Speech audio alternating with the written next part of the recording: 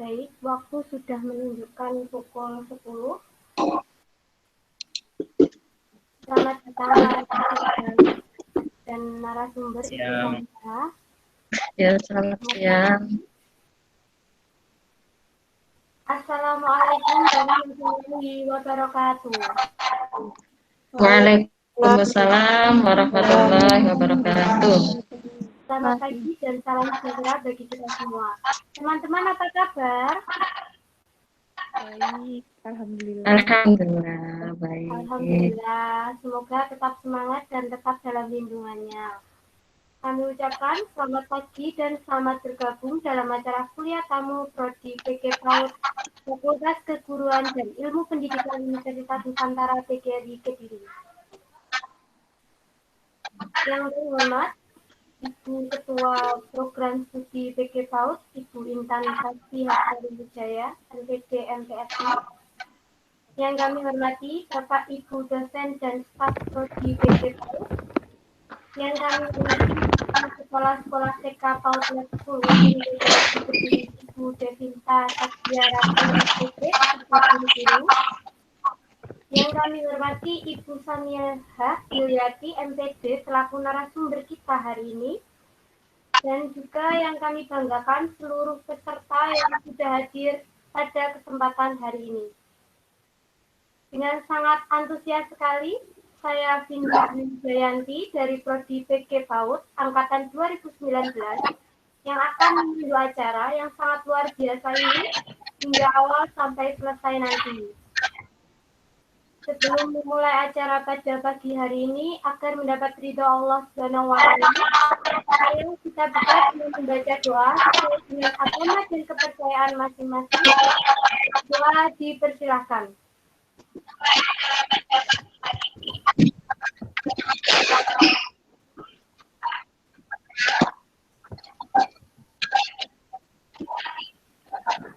Berdoa selesai.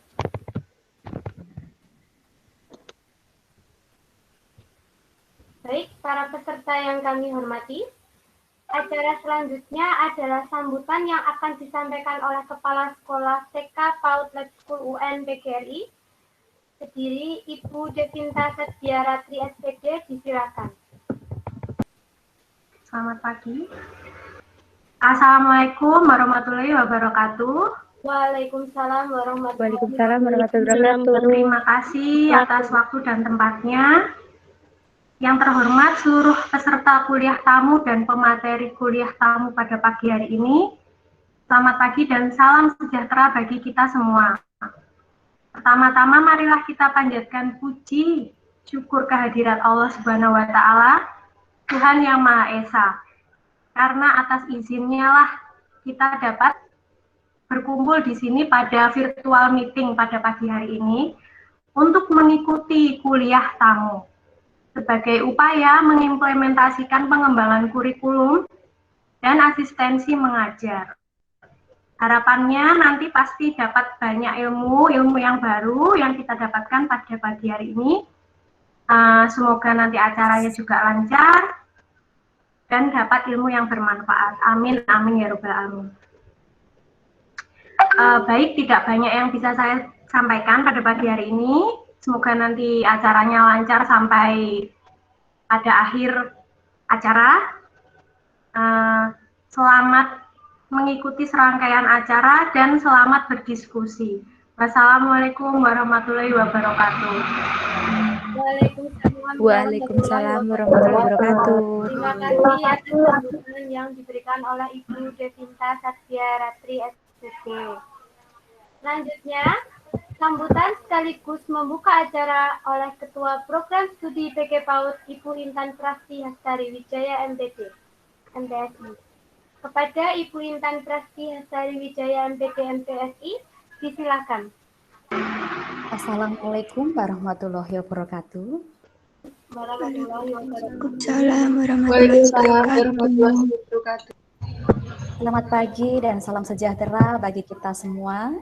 Puji syukur kita panjatkan kepada Tuhan yang Maha Esa, rahmatnya dan perlindungannya kita dapat hadir pada acara kuliah tamu ini dengan keadaan yang sehat. Yang kami hormati Bapak Ibu dosen dan tenaga pendidik Prodi PG PAUD Universitas Nusantara PGRI Kediri. Yang kami hormati Ibu Devinta Satya Ratri, Sarjana Pendidikan beserta guru-guru KB dan TK PAUD Lab School UN PGRI Kediri sebagai sekolah mitra dalam pelaksanaan program asistensi mengajar, bentuk kerjasama, kurikulum, dan implementasi Merdeka Belajar Kampus Merdeka tahun 2021. Yang terhormat Ibu narasumber pagi hari ini yang sangat hebat, Ibu Samiha Hilyati, Magister Pendidikan, Kepala KB dan TK Kadijah, Wonorejo, Surabaya, dan tak lupa yang kami selalu banggakan, anak-anakku, mahasiswa Prodi PG PAUD, UNP Kediri yang penuh semangat untuk mengikuti setiap rangkaian kegiatan-kegiatan.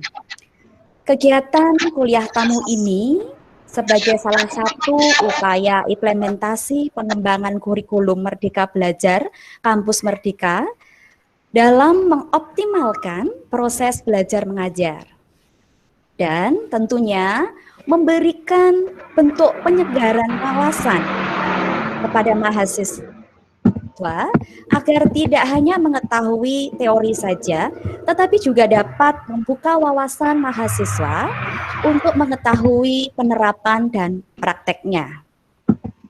Apalagi dalam kondisi pandemi, lembaga PAUD memang harus benar-benar menerapkan strategi penerapan yang tepat bagi semua anak didiknya, sehingga pembelajaran yang tetap berjalan itu ya secara optimal saat penerapan tatap muka benar-benar diberlakukan kepada lembaga PAUD. Oleh karena itu, acara kuliah tamu tersebut mengambil tema strategi pembelajaran saat penerapan tatap muka kala pandemi pada lembaga PAUD. Harapan kami setelah mengikuti kuliah tersebut atau kuliah tamu ini, mahasiswa dapat memperluas wawasan, pengetahuan, dan mempunyai gambaran tentang strategi pembelajaran pada lembaga PAUD saat penerapan tatap muka kala pandemi ini. Selain itu, mahasiswa juga dapat mendapatkan informasi yang tentunya up to date, terbaru, terkait dunia kerja dan dunia pendidikan. Untuk itu, acara kuliah tamu ini dengan tema strategi pembelajaran saat penerapan tatap muka kala pandemi pada lembaga PAUD, saya nyatakan dibuka. Selamat mengikuti acara kuliah tamu ini sampai selesai. Semoga membawa manfaat bagi kita semua. Mohon maaf atas segala kekurangan kami. Saya akhiri sampai di sini. Selamat mengikuti dan selamat pagi. Wassalamualaikum warahmatullahi wabarakatuh. Waktu saya kembalikan ke Mbak Vindi Dwi Wijaya Yanti selaku moderator acara ini. Terima kasih. Waalaikumsalam warahmatullahi wabarakatuh. Terima kasih atas sambutan yang diberikan oleh Ketua Prodi PG PAUD Ibu Intan Prasti Astari Wijaya.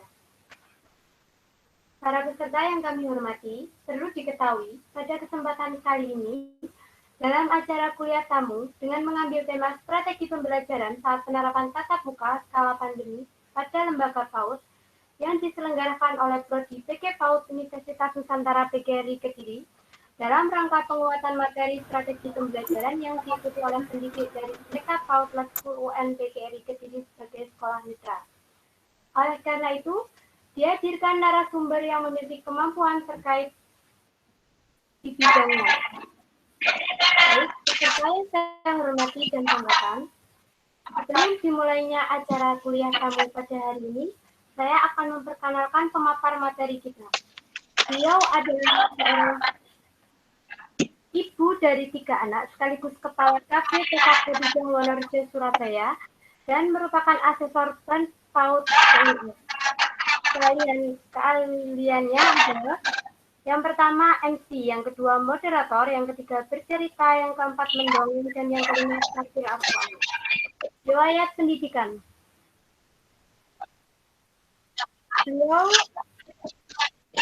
Beliau pernah berpendidikan di Madrasah Aliyah Negeri Tambak Beras Jombang tahun 2001, D2 PGTK STIP Kedija Surabaya tahun 2002, S1 di Universitas Adi Buwana Surabaya tahun 2008, S2 konsentrasi PAUD Universitas Negeri Surabaya tahun 2018, dan sekarang sedang menempuh S3 Teknologi Pendidikan Universitas Negeri Surabaya tahun 2021.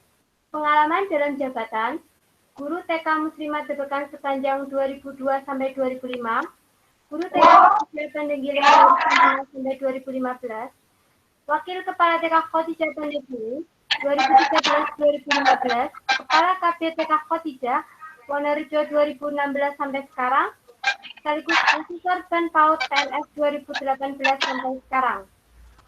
Prestasi, juara 1 lomba berbicara dengan alat tingkat kecamatan, juara harapan 1 lomba bercerita dengan alat tingkat kota, juara harapan 1 lomba dongeng se-Surabaya, juara 3 lomba bercerita tanpa alat tingkat kota, the best 5 lomba guru prestasi, juara 1 lomba guru berprestasi tingkat kota, juara 3 lomba penulis karya tulis jenjang TK dalam rangka Hari Guru Nasional, juara spesialis award lomba. Iya Ibu, tidak mengangkat.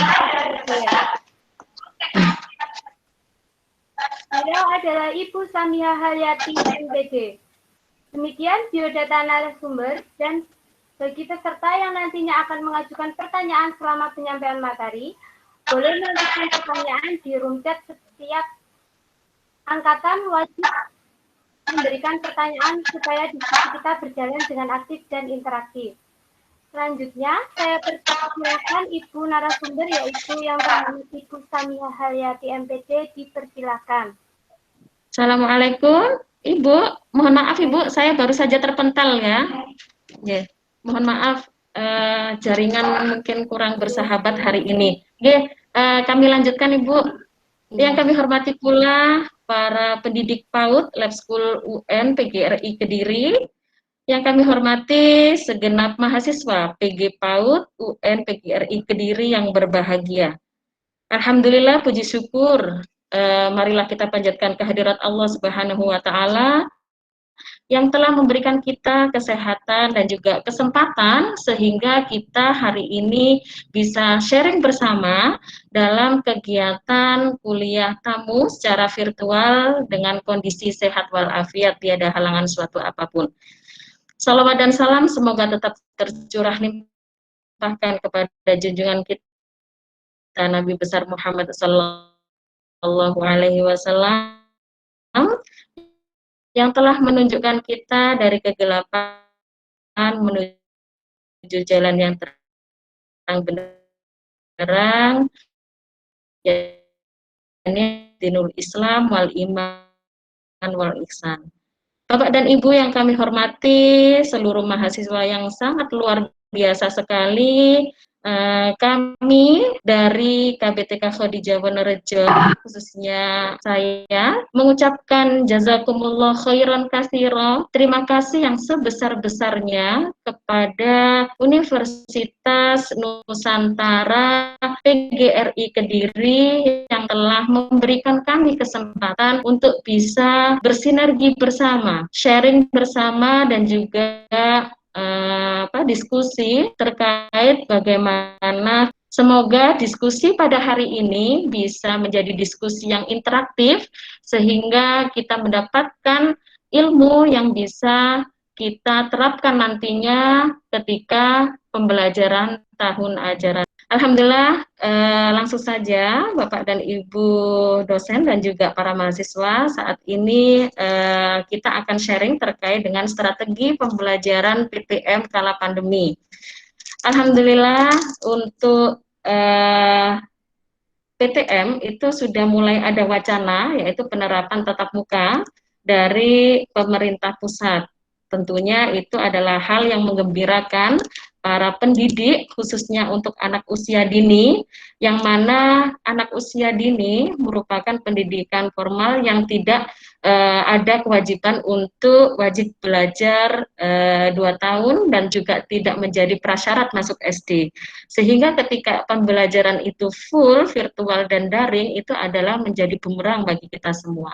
Tetapi kita tidak perlu khawatir, karena hal ini sudah menjadi evaluasi dan bahan pertimbangan pemangku kebijakan, sehingga turun beberapa kebijakan yang bisa kita menjadikan patokan untuk pelaksanaan penerapan tatap muka kala pandemi nanti di era new normal.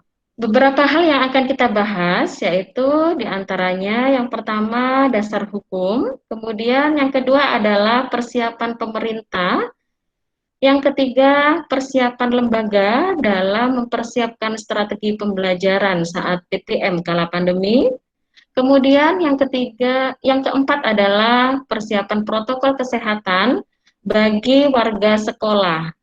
Dan juga yang terakhir yaitu strategi pembelajaran PTM di kala pandemi atau new normal nantinya seperti apa.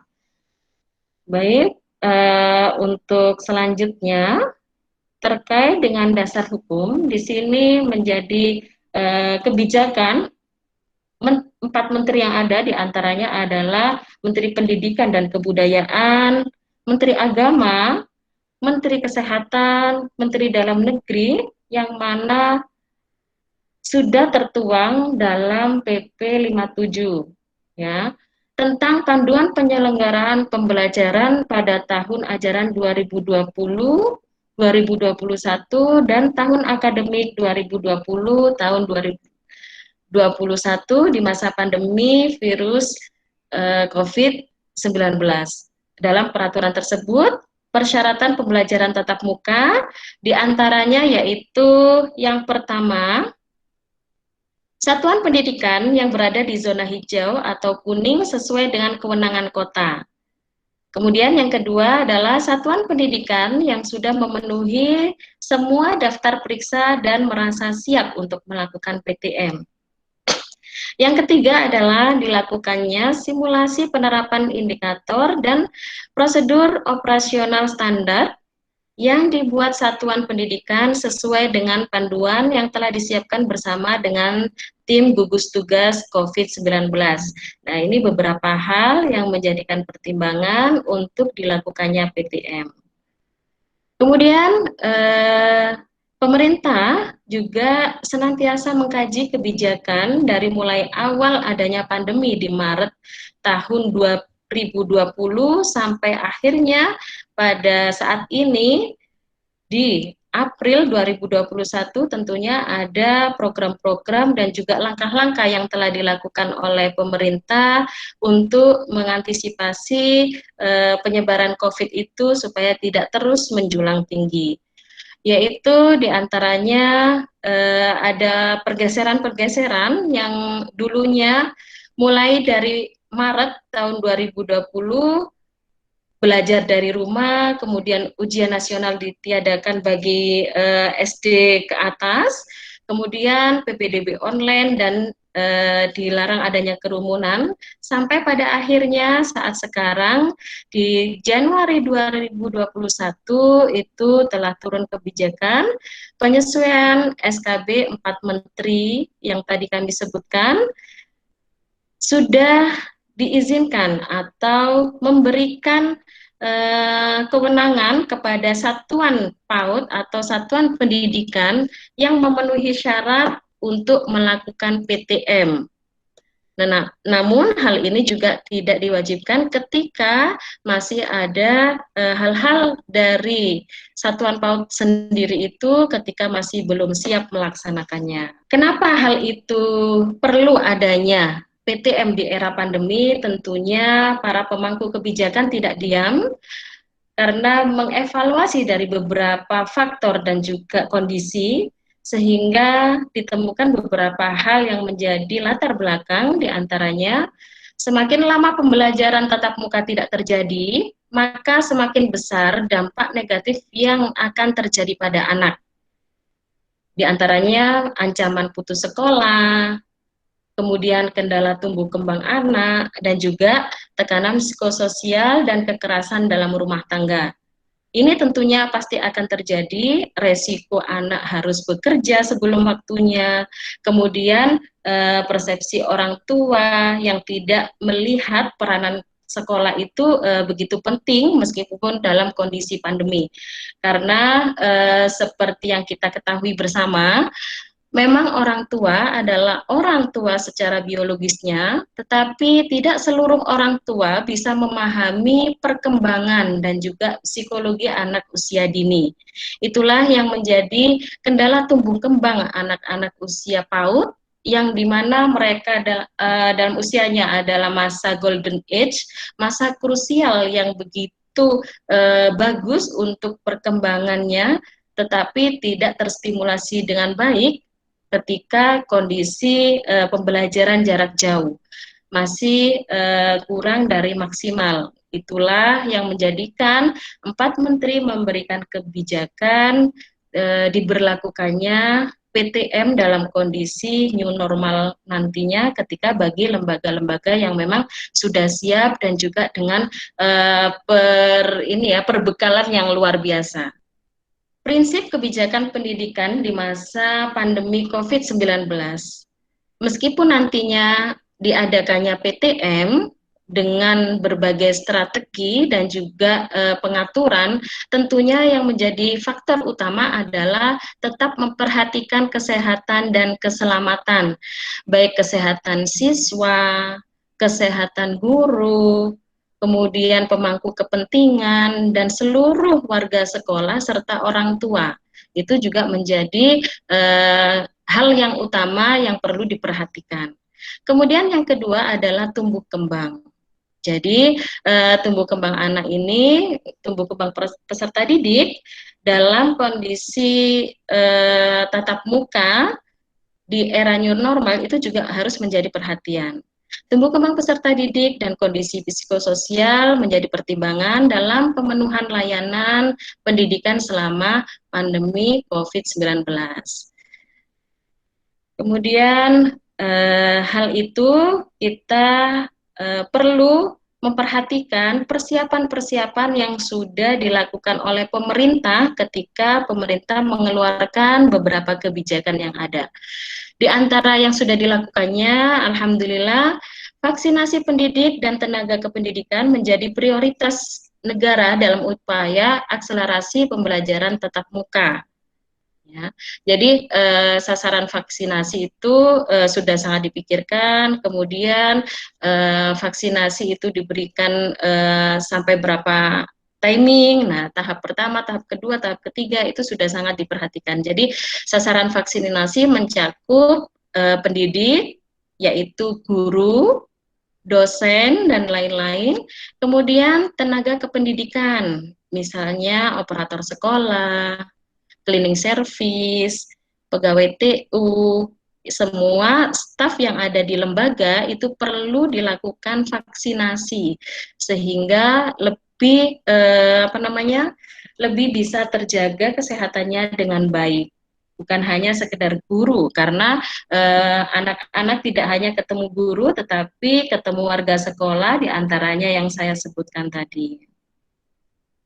Kemudian vaksinasi diberikan bagi PTK dari seluruh jenjang, artinya dari mulai PAUD, ya, ada TPA, ada SPS, kemudian kelompok bermain, TK, semua jenjang diberikan sampai bahkan ke SMA, itu pun juga sudah diberikan. Kemudian di satuan pendidikan negeri ataupun swasta semuanya sudah terlaksana. Alhamdulillah kemarin yang di Surabaya itu terlaksana pada bulan Maret. Kemudian vaksinasi kedua akan dilaksanakan pada tanggal 24 Mei dan itu seluruh guru mulai dari jenjang non formal sampai formal di tingkat SMA dan perguruan tinggi. Teman-teman saya kemarin juga alhamdulillah bersamaan dengan vaksinasi saya sudah dilaksanakan semua.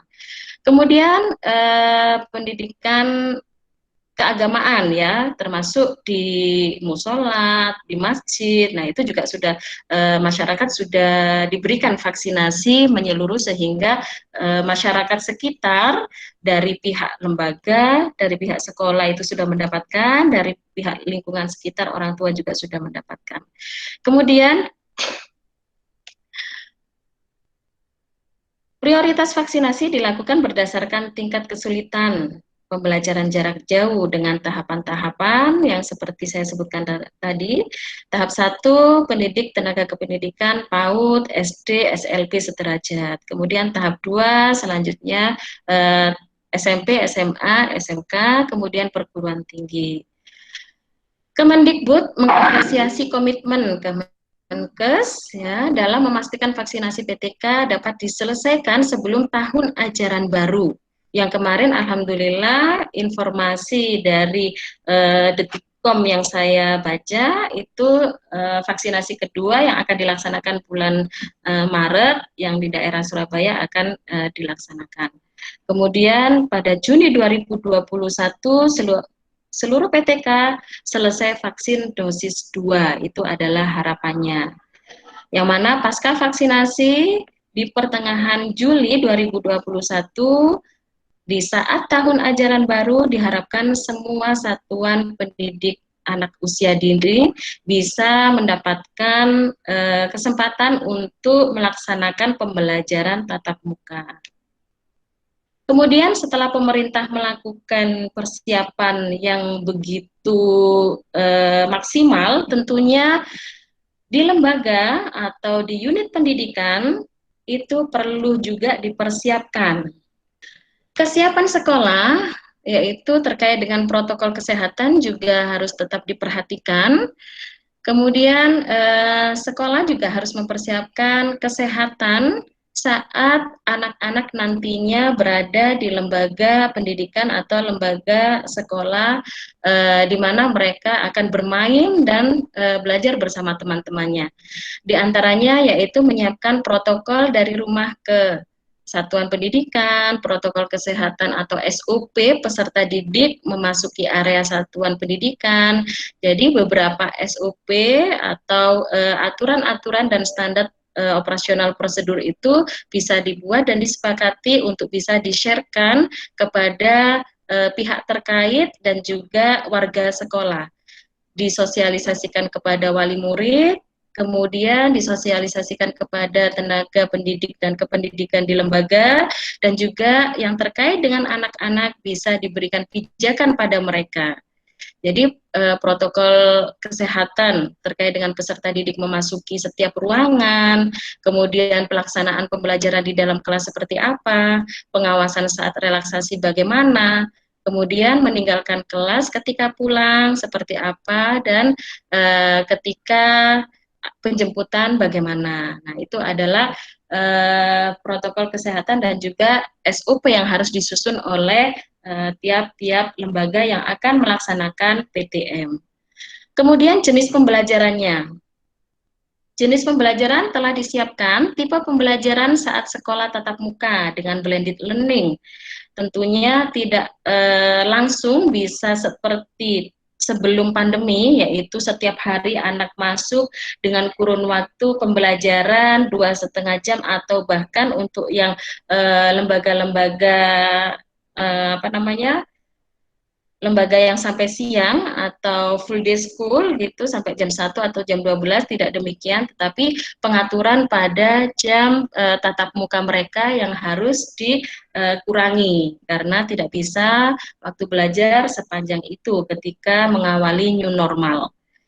Kemudian pembelajaran juga diselingi dengan blended learning atau virtual juga, jadi tidak langsung semuanya dilaksanakan secara tatap muka.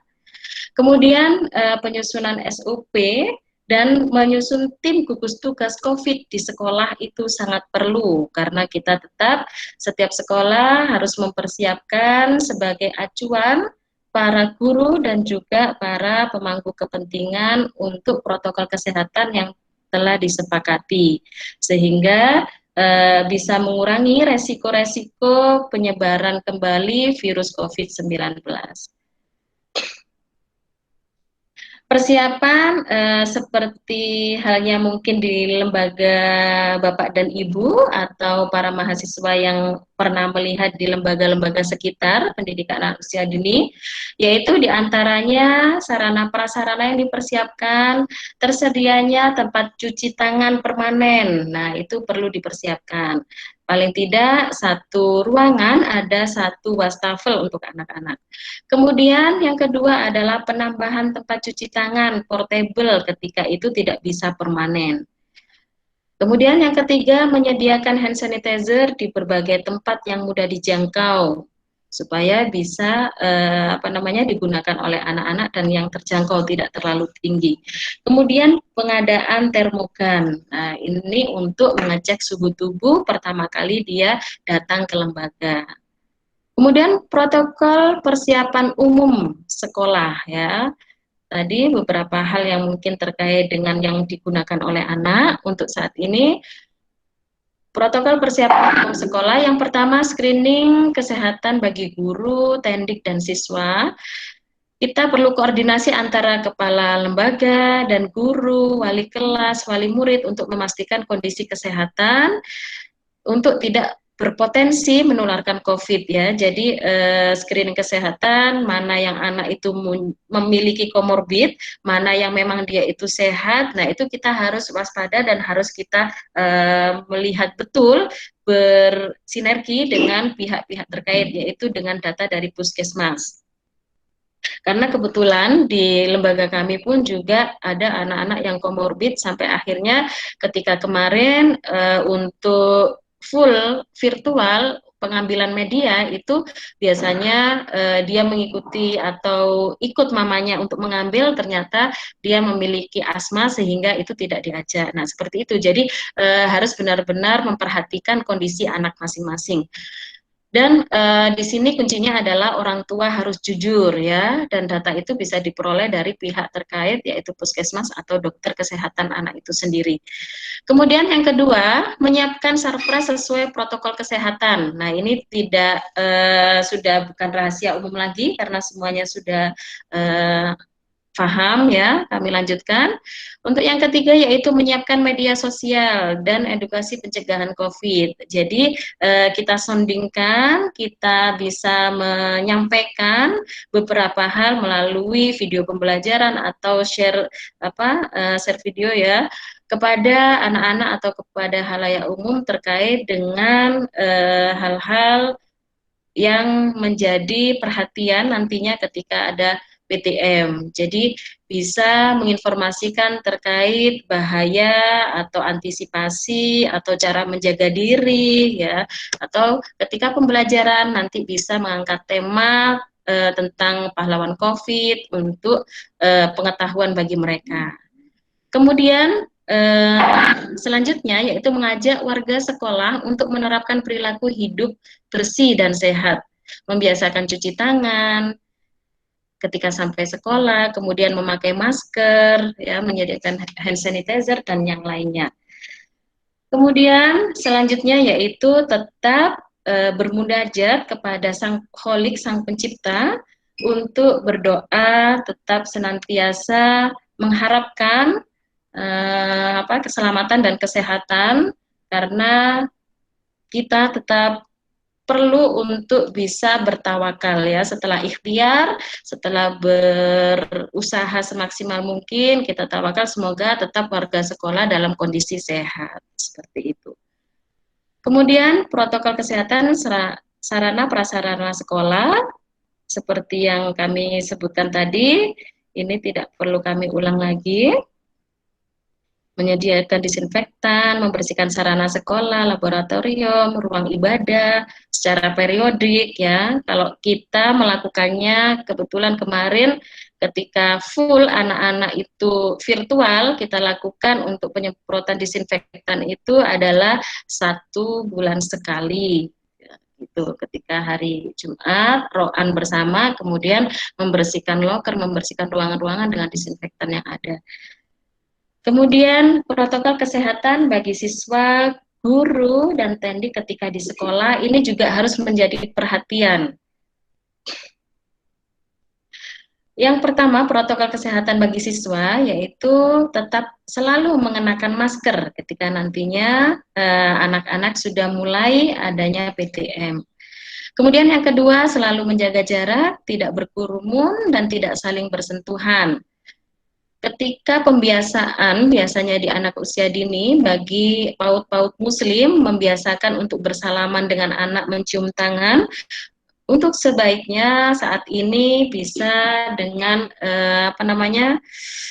simbol menelungkupkan tangan kemudian merunduk itu sudah cukup ya. Atau kalau misalnya memang dengan salam lengan itu boleh. Nah, seperti itu. Jadi tetap menjaga untuk tidak bersentuhan untuk saat ini. Kemudian yang ketiga, membiasakan cuci tangan dengan air mengalir dan sabun yang telah disediakan. Kemudian yang keempat, makan dan minum bekal sendiri yang dibawa dari rumah dan dilakukan di kelas masing-masing. Yang kelima, dapat melaporkan kepada ibu guru atau tenaga pendidik jika merasa sakit atau tidak enak badan. Jadi anak-anak juga bisa diberikan pijakan ketika sudah masuk PTM, nanti diinformasikan bagaimana kondisi saat ini tentang virus COVID-19 yang masih tersebar dan masih ada. Jadi semua anak-anak supaya tetap bisa memahami dan bisa menjaga kesehatan masing-masing.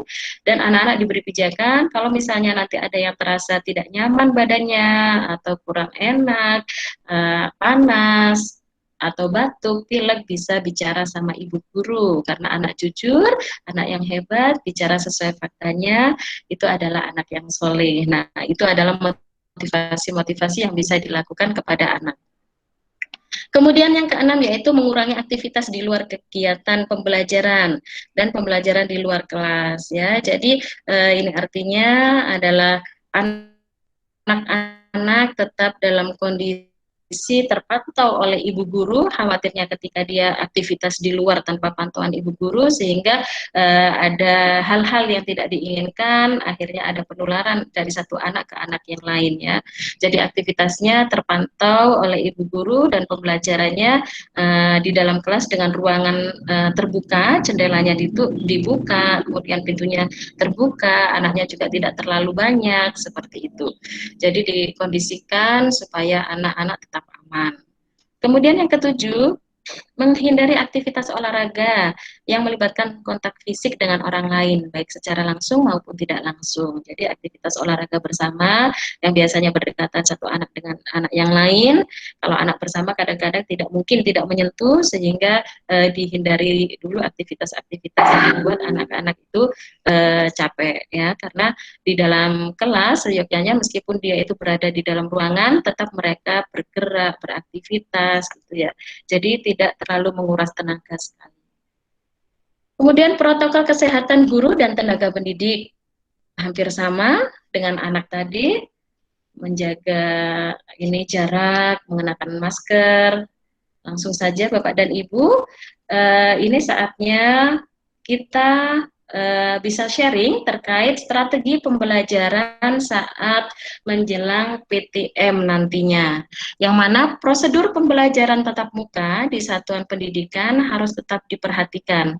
Ini kemarin saya dapatkan dari PP 58 yang sudah di-sharekan oleh Dinas Pendidikan Kota Surabaya, sehingga saya perlu cantumkan di sini bahwa PAUD, kondisi kelas yang ada di pendidikan anak usia dini itu paling tidak jaraknya minimal 1,5 meter atau maksimal 5 peserta didik per kelas. Nah, ini kebetulan yang di lembaga kami adalah satu kelas maksimal untuk TKB itu 15 anak dengan ruangan 6x6. Sehingga ketika satu minggu nantinya PTM itu anak-anak satu sesi itu kita masukkan hanya 5 anak, rencananya begitu. Jadi dengan berjarak-jarak juga. Kemudian jumlah hari dan jam pembelajaran tatap muka dengan pembagian rombongan belajar itu juga harus diperhatikan. Tapi hal itu ditentukan oleh satuan pendidikan dengan tetap mengutamakan kesehatan dan keselamatan warga satuan pendidikan atau diberi kewenangan pada lembaga masing-masing. Itu ya Bapak dan Ibu. Kemudian selanjutnya adalah strategi yang pertama bisa dilakukan bagi pendidik PAUD ya yang akan menerapkan PTM di new normal insya Allah bulan Juli. Semoga makin ke sini kabarnya semakin baik sehingga benar-benar bisa dilaksanakan. Pengaturan jadwal tersebut yang kami susun di KBTK Khadijah Wonorejo seperti ini pengelompokannya. Kebetulan layanan kami adalah kelompok bermain, TKA, dan TKB. Untuk TPA-nya sebenarnya ada, tetapi Taman Penitipan Anak itu adalah bagi anak-anak yang sekolah atau belajar di lembaga kami, sehingga mendapatkan pelayanan mereka di TPA bisa sampai sore, gitu ya. Untuk kelompok bermain, kebetulan yang saat ini itu ada 8 anak, jadi satu sesi kita bisa 4 anak.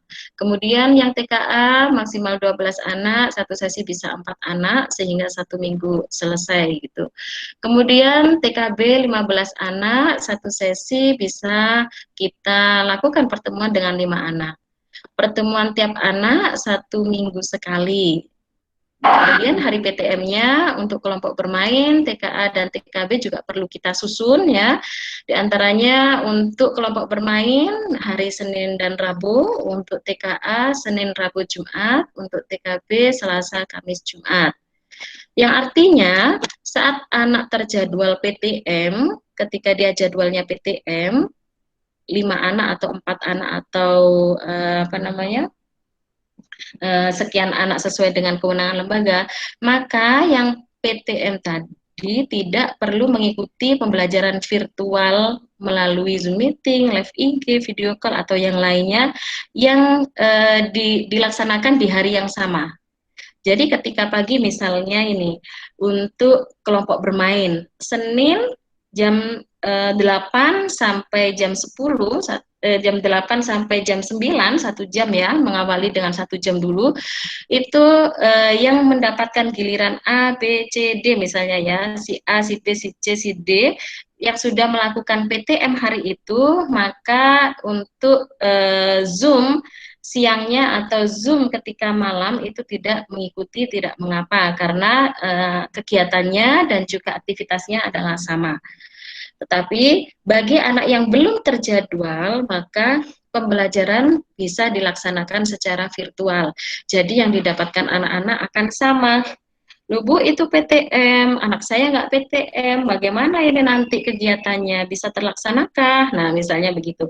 Jadi harus diantisipasi demikian. Ini yang kami mencoba untuk memikirkan dan juga untuk men-setting nantinya ketika ada PTM di new normal bulan Juli.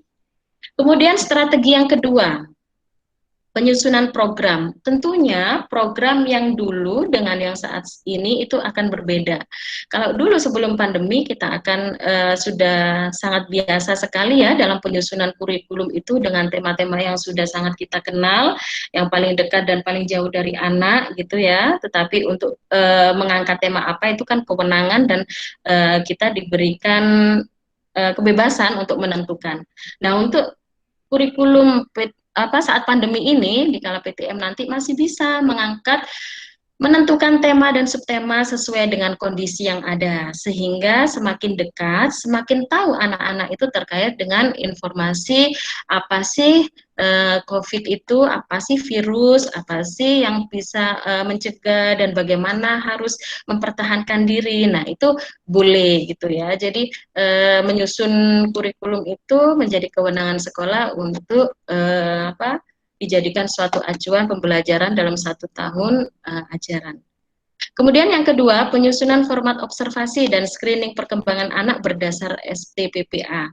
Ini kemarin ketika kondisi pandemi full, ya, secara virtual, ini memang sempat kami susun karena memberikan fasilitas kepada orang tua untuk memahami dalam observasi anak-anak.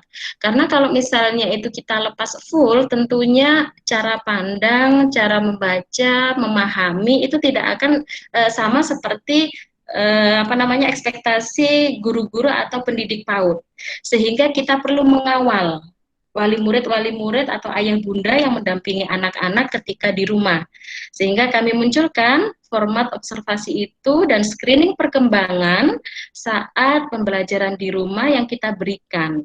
Sehingga dari STPPA itu tujuan pembelajarannya apa, bentuk kegiatannya apa, itu tertera di situ dan mudah untuk terbaca orang tua. Orang tua tinggal menceklis apa yang sudah dilakukan oleh anak-anak untuk kemudian nanti di-sharingkan dengan wali kelas sebagai bahan untuk memberikan penilaian atau observasinya, begitu. Kemudian yang ketiga, penyusunan program blended learning. Jadi tidak melulu PTM karena anak-anak tidak bisa serentak masuk, sehingga harus dibuat dibuat bervariasi, ya PTM, ya virtual, ya. Makanya kita memunculkan blended learning ini melalui model dan metode, alat, sarana dan prasarana yang mendukung seperti itu. Kemudian yang keempat, menentukan dan menjadwalkan kegiatan PTM dan virtual. Ini perlu dijadwalkan seperti yang saya sampaikan di awal. Yang kelima, menyusun kebutuhan media dan alat pembelajaran. Ketika PTM itu seluruh alat media disediakan oleh sekolah. Begitupun juga ketika kondisi anak-anak belajar di rumah atau tetap virtual sebagai sebagai antisipasi mereka yang tidak melakukan PTM, itu tetap lembaga memberikan media kepada anak-anak atau orang tua, sehingga orang tua tidak kerepotan ketika orang tua mendampingi anak-anak dalam melaksanakan kegiatan. Nah, seperti untuk anak kelompok bermain, tahapnya masih sensori motor, ya, masih bermain sensori messy play gitu. Jadi bahan-bahan kebutuhannya adalah kita berikan sesuai dengan tahap perkembangannya mereka, kita berikan kepada orang tua untuk nanti dilaksanakan di rumah. Ada panduannya, kemudian ada jadwalnya, seperti itu. Sehingga orang tua tidak susah kembali, saya harus bagaimana, mencarinya di mana, begitu. Jadi kita kondisikan begini, itu adalah beberapa strategi yang bisa mensinergikan orang tua dan pihak lembaga untuk melakukan pembelajaran PTM di kala pandemi. Dan ini kemarin sempat kita lakukan 1 tahun ini, ya, jadi full ketika akhir bulan tema selesai, kita sudah planningkan untuk tema berikutnya, kita berikan bahan-bahannya dan diambil oleh orang tua. Kemudian setelah disediakan, kita packing dan pembagian kepada orang tua masing-masing. Nah, ini adalah bentuk-bentuk kegiatan PTM yang kita siapkan dan kegiatan daring saat nanti anak-anak tidak melakukan PTM. Mengacu pada peraturan pemerintah nomor 57 tahun 2021 bab 2 pasal 5 ayat 1 dan 2 tentang standar nasional pendidikan. Karena terkait pembelajaran tentunya terkait juga bagaimana standar kompetensi masing-masing anak usia dini itu. Apakah sudah terstandarisasi, terstimulasi seluruh aspek perkembangannya. Nah, itu tetap kita harus mengacu pada STPPA yang ada. Yang mana ayat 1 Standar kompetensi lulusan pada anak usia dini merupakan standar tingkat pencapaian perkembangan anak usia dini itu tersendiri. Yang kedua, STPPA anak usia dini sebagaimana yang dimaksud pada ayat 1 pada aspek perkembangan anak, yaitu diantaranya nilai agama dan moral, fisik motorik, kognitif, bahasa, dan sosial emosional. Nah, kebetulan di PP ini seni menjadi terintegrasi gitu ya. Jadi untuk kegiatan seni atau aspek perkembangan seni tidak berdiri sendiri, tetapi terintegrasi dengan kegiatan atau perkembangan yang lain. Nah, ini adalah salah satu contoh penataan ruang dan pelaksanaan saat PTM nantinya. Jadi berjarak, mereka akan aman, tidak bersentuhan. Yang sebenarnya ketika kondisi ideal di pembelajaran yang menggunakan metode sentra, itu mereka akan ada kesempatan circle, ada kesempatan untuk pemberian materi pijakan awal ya, pijakan lingkungan sudah ditata, kemudian sebelum main, saat bermain, sampai recalling itu adalah melingkar dan anak-anak berinteraksi secara intens. Tapi untuk hal ini tidak bisa dilakukan secara ideal karena harus memperhatikan seperti yang awal kami sampaikan, yang utama dan pertama adalah tetap mengenai kesehatan anak-anak. Seperti itu. Kesehatan anak dan juga kesehatan guru pemangku kepentingan. Kemudian ini saat mereka tidak PTM, maka ada kesempatan bertemu dengan wali kelasnya masing-masing dalam kegiatan Zoom meeting, gitu ya. Dan ini bisa satu kelompok bisa memilih, kadang-kadang kan memfasilitasi orang tua tidak bisa mendampingi saat siang, akhirnya dilakukan ketika malam. Luar biasa sekali memang dakwah dan ini ya pengabdian seorang guru pendidik PAUD yang begitu memiliki effort yang tinggi ya dalam melayani, mendampingi, menjadikan fasilitator untuk anak-anak dan orang tua luar biasa. Sehingga ketika plan A untuk Zoom meeting pagi tidak dilaksanakan, maka bisa alternatif malam hari ketika anak-anak sudah ada pendampingan orang tua. Kemudian selain Zoom meeting supaya tidak bosan, anak-anak kadang diberi kegiatan untuk video call. Ini biasa terkait dengan kegiatan mengaji atau melafalkan surat-surat pendek yang menjadi pembiasaan kepada anak-anak. Karena kebetulan kami lembaga Islam sehingga ada materi-materi pembiasaan doa-doa harian yang menjadi standar di yayasan kami dilakukan melalui kegiatan pembiasaan. Itu oleh wali kelas dilakukan dengan video call. Kemudian video pembelajaran karena tidak melakukan aktivitas di luar, aktivitas fisik di sekolah, sehingga kita bisa fasilitasi video pembelajaran terkait senam dan yang lainnya itu dengan mengirimkan dan melakukannya di rumah masing-masing. Jadi lebih aman, lebih kondisikan kesehatannya. Kemudian live IG ini pada kegiatan-kegiatan menyemarakkan PHBI, PHBN itu bisa kita lakukan juga ketika kondisi pandemi yang tidak mungkin mengumpulkan anak-anak dalam satu waktu dan dalam satu tempat, sehingga kita bisa siasati seperti penggunaan live IG, mereka menyaksikan live IG dari ibu guru sehingga mereka antusias ditirukan ketika di rumah, disiapkan oleh wali murid dan tentunya alat medianya disiapkan sekolah. Kemudian ini adalah pemberian media pembelajaran yang kita siapkan supaya orang tua tidak merasa berat, karena terus terang di awal pendaftaran anak usia dini itu pada PPDB kalau di lembaga kami itu sudah include pembiayaannya menjadi satu pembiayaan, yaitu SPP, kemudian uang kegiatan, uang alat, hanya 1 tahun sekali, sehingga ini bisa kita berikan. Kemudian yang selanjutnya adalah yang tidak boleh kita lupakan strategi ketiga, kerjasama orang tua dengan pihak sekolah dalam mendampingi kegiatan pembelajaran. Yang pertama, pendampingan dalam melakukan PJJ atau pembelajaran jarak jauh, ya. Anak dapat mengikuti Zoom pagi atau malam. Yang kedua, melaporkan kegiatan kepada wali kelas melalui WA Group, Zoom, Google Form, dan video call atau yang lainnya.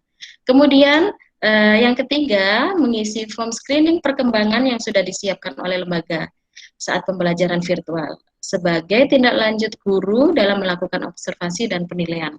Kemudian dilakukan parenting virtual, ini juga harus tidak boleh terlupakan ya, dalam artian begini, kita menghimbau, kita memberikan fasilitas kepada orang tua untuk bisa sharing bersama dan diskusi bersama bagaimana pengasuhan, bagaimana perkembangan anak usia dini itu. Nah, selain untuk ilmu bagi orang tua, tentunya merefresh keilmuan ibu-ibu guru semuanya dalam memberikan informasi kepada wali murid. Parenting bisa dilakukan memanggil narasumber atau ketika SDM itu sudah kuat, sudah sangat memahami ya terkait pendidikan anak usia dini, parenting bisa dilakukan oleh masing-masing guru ketika itu sudah siap SDM-nya dalam mengetahui ilmunya. Kemudian yang kelima, keikutsertaan dalam program PJJ. Orang tua tentunya tidak diam di sini, maka kita harus menggandeng, kita harus mengerangkul, kita harus bersinergi bersama dengan orang tua dalam melaksanakannya sehingga anak-anak tetap terlayani dan juga terstimulasi aspek perkembangannya. Nah, ini bentuk kerjasama kami tadi. Ini salah satu contoh screening perkembangan, kemudian parenting. Kebetulan saat itu kadang kami memanggil narasumber, kadang kami berikan hal itu sendiri kepada wali murid sebagai penguat sehingga wali murid semakin trust kepada lembaga, kepada kemampuan ibu guru supaya tidak ada rasa sungkan ketika ada kendala anak-anaknya seperti saat bermain atau perkembangannya itu bisa langsung di-sharekan kepada wali kelasnya sehingga semakin mantap orang tua untuk menyekolahkan atau mengamanahkan ke lembaga kita atau ke lembaga bapak ibu nantinya. Kemudian absensi anak itu bisa dilakukan melalui Google Form atau mengirimkan foto kepada wali kelas. Kemudian sharing wali kelas ini harus intens karena selain untuk curhat ya, tentunya sharing wali kelas ini adalah untuk menjaga silaturahim satu sama lain. Karena biasanya kalau di sekolah saat mengantar itu bisa ketemu, bisa saling sapa, tapi kalau ini misalnya tidak ada pertemuan sama wali kelas, maka hubungan emosionalnya akan semakin jauh. Makanya kita upayakan untuk wali kelas tetap memberikan dan juga ada waktu sharing dengan wali murid 1 minggu sekali. Kemudian ini salah satu bentuk screening perkembangan yang kita susun sebagai alat untuk observasi orang tua ketika di rumah. Ini hanya salah satu contoh, tapi ini bukan suatu keharusan Bapak dan Ibu. Jadi screening perkembangan anak, contohnya kelompok bermain usia 3-4 tahun, petunjuk bagi wali murid sudah tertera di sini. Kemudian dalam kolom itu ada aspek perkembangannya, apa yang akan diangkat. Misalnya ini adalah nilai agama dan moral. Untuk standar perkembangannya, mengetahui arti kasih sayang kepada ciptaan Tuhan. Nah, anak-anak diberi kegiatan menyebut panca inderanya, kemudian menyebut bagian-bagian anggota tubuhnya. Nah, tujuannya supaya anak mengetahui panca indera dan anggota tubuh ciptaan Allah yang tetap harus dijaga. Ketika anak itu sudah bisa menyebutkan, bisa diberikan checklist seperti itu. Nah, checklist bukan artinya anak itu mampu dan tidak mampu, tetapi terlaksana atau tidak terlaksana itu bisa diberikan di situ. Kemudian nanti penjelasannya bisa disampaikan ketika pertemuan wali murid virtual ya, 1 minggu sekali tadi. Itu adalah bentuk screening yang coba kita bentuk. Kemudian ini juga salah satu contohnya pada nilai agama dan moral. Mengetahui panca indera, anak mengetahui perilaku baik dan sopan seperti mengucapkan salam, apakah Ananda itu sudah bisa, mengucapkan bismillah, itu apakah sudah terbiasa, mengucapkan tolong ketika minta bantuan atau yang lain.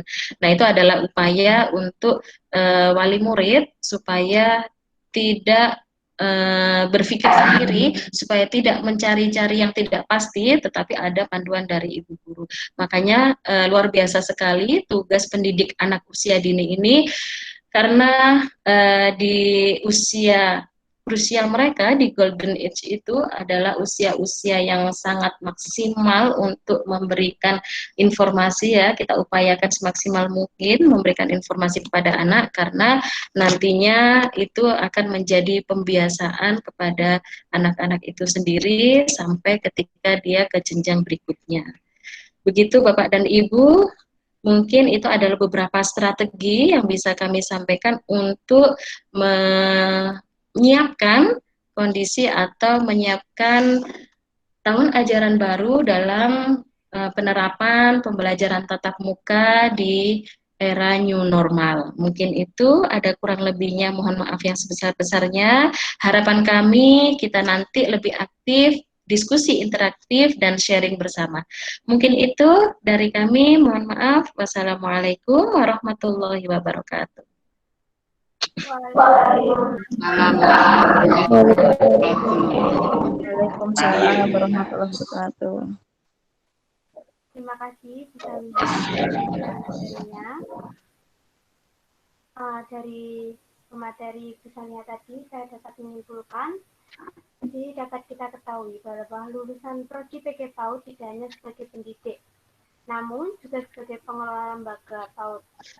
Selain itu, begitu hebatnya Ibu Samiha, beliau sedang menuju S3, dapat memotivasi kita juga meskipun sebagai pendidik PAUD, namun keinginan belajar sangat tinggi.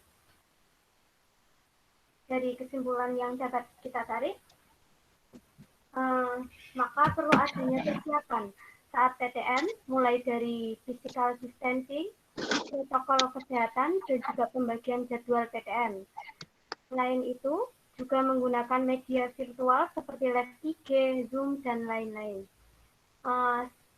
Acara berikutnya yaitu tanya jawab dari peserta.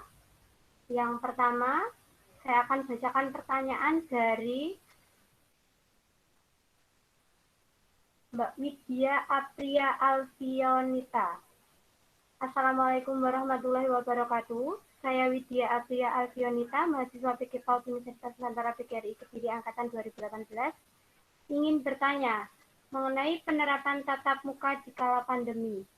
Bagaimana cara kita sebagai pendidik untuk selalu memastikan peserta didik melakukan physical distancing di lembaga atau sekolah madrasah?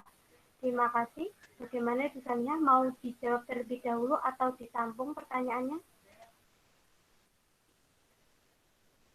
Mungkin bisa dua penanya, Ibu. Oke. Baik, Bu Samiha, akan saya lanjutkan.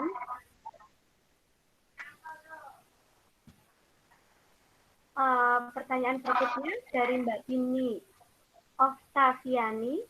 Assalamualaikum, mohon maaf izin bertanya Ibu. Perkenalkan, nama saya Dini Oktaviani dari Prodi PG PAUD Angkatan 2018.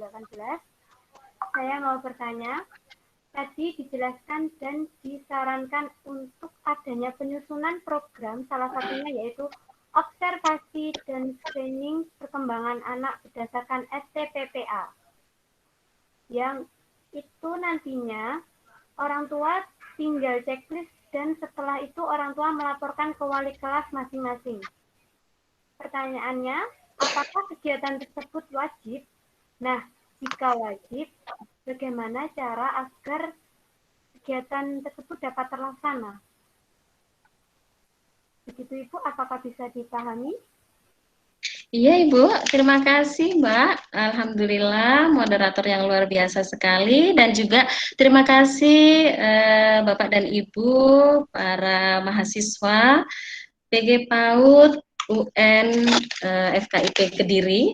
Luar biasa ya pertanyaannya. Berarti hari ini saya apresiasi pada seluruh mahasiswa, panjenengan semuanya telah menyimak dengan baik meskipun tidak melihat wajah saya. Tapi ternyata dengan off kamera itu sinyal baik-baik saja gitu ya Bu Intan.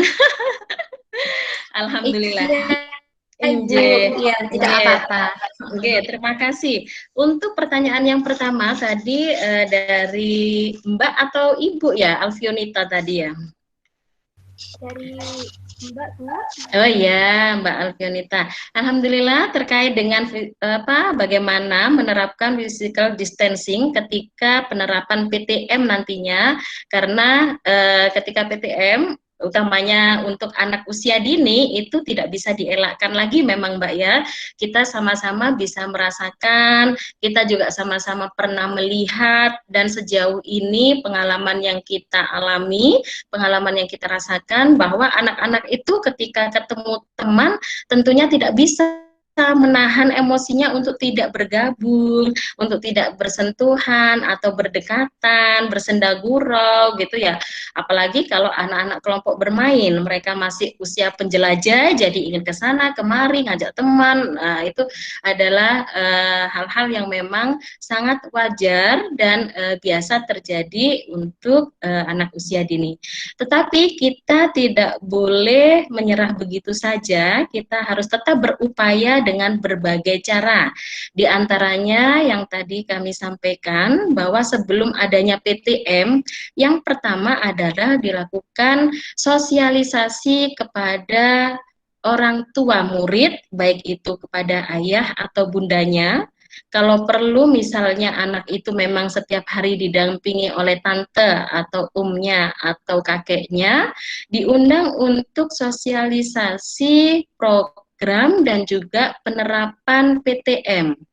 Sehingga orang tua mengetahui apa yang menjadi program, apa yang menjadi prosedur, dan juga apa yang menjadi aturan.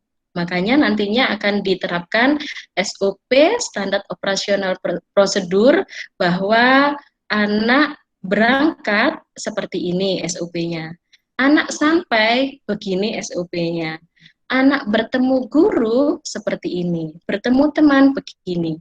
Ketika itu sudah disondingkan kepada wali murid, maka tugas wali murid menyampaikan, memberikan pijakan kepada anak-anak bahwa besok rencananya sekolahnya akan berbeda loh nak, misalnya begitu ya.